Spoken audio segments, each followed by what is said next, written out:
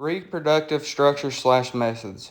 Tomato plant reproduces sexually, meaning it requires both female and male organs to produce seeds. Every tomato seed has a tiny tomato plant inside.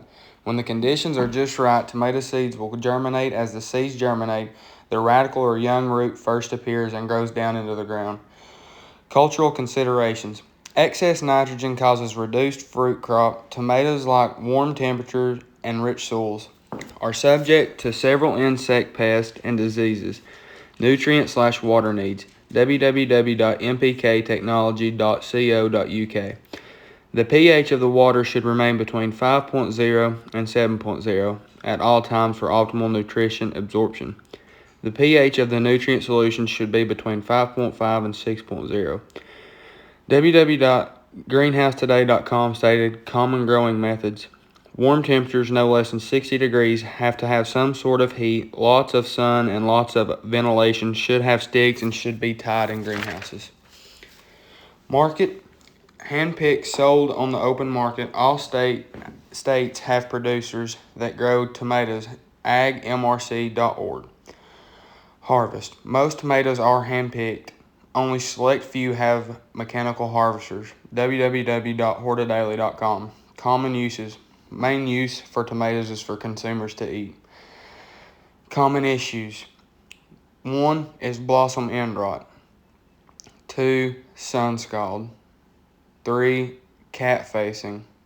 4, early blight. And 5, viral diseases. I'm here to talk to y'all about the day-to-day life of growing greenhouse tomatoes. I showed y'all in the slides and me talking before what Google says about it. But it's a lot different than reading on the internet. So first off, we start with a seed tray, and you make a nice bed with BM2. It's a real fine dirt, and you take a 2x4 and we mash it down, and then I take a shaker bottle and fill it with seeds and shake the tomato seeds out. Try to get an even dispersion of tomato seeds throughout, and we try to get about 300 plants to 400 plants to a tray. And then you take and dust lightly about you dust about 3/8 to 1/4 of an inch of dirt on top of the seeds and make sure they're all covered. And then you mist them because you don't want to knock your seeds out of the dirt, but you got to make sure it's wet all the way through. And then from there, after the plants are about 2.5 inches tall, you get a real strong plant, healthy young plant. We pot them over into 15 counts in BM1.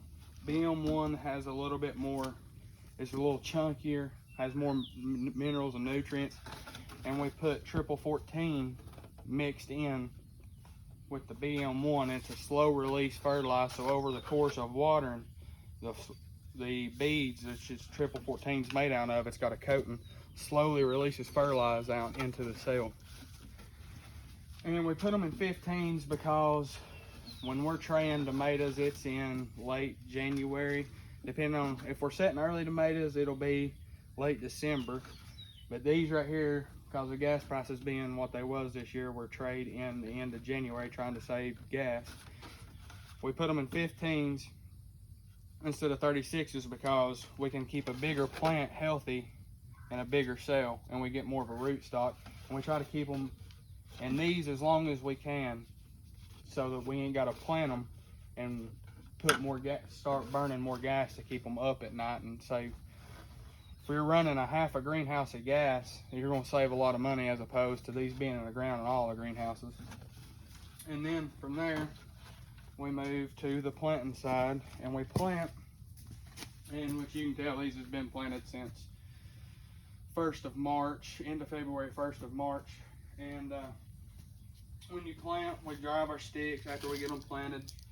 And on ours, we have 24-inch spacing from plant to plant is what 22 to 24-inch spacing from plant to plant is what we shoot for, and 36 from row to row.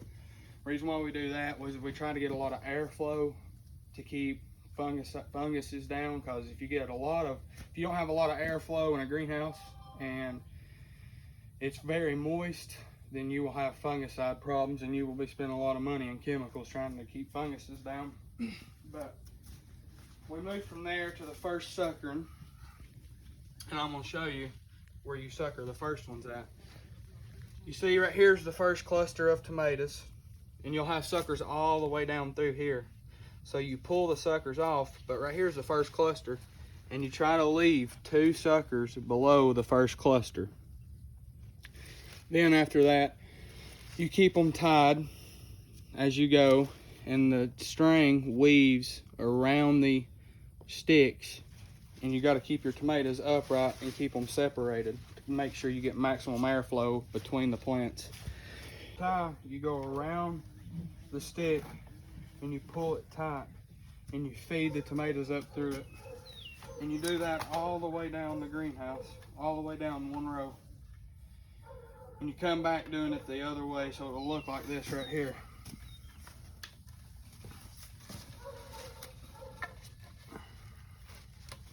And then you tie it off, and you've got tied plants. But you got to make sure your strings are tight so that the tomatoes don't fall out. And then for the first 2 weeks we run, the first 2 weeks after they're set, we run 10-52-8 once a week for 2 weeks and 15 pound of the house.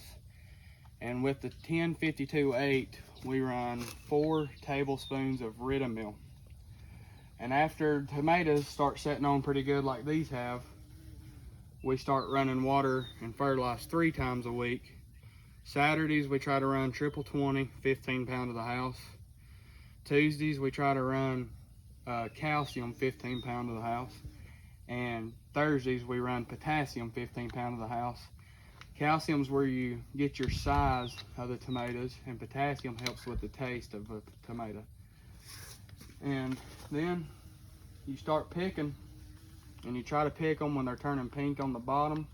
Well, we do anyways. It depends on what your label of your farm is. Some people try to go strictly vine ripe, wait till the tomatoes completely ripe before you pick it, but we don't do that here. You take a chance of losing a lot of fruit if something happens, if it's too hot to pick one day, because you can't pick tomatoes when it gets, if it's 100 degrees in a greenhouse and you're picking empires, you're going to bruise a lot of tomatoes because of how hot it is. So you try to pick early in the mornings and late in the evenings during the summer, and also depending on the variety.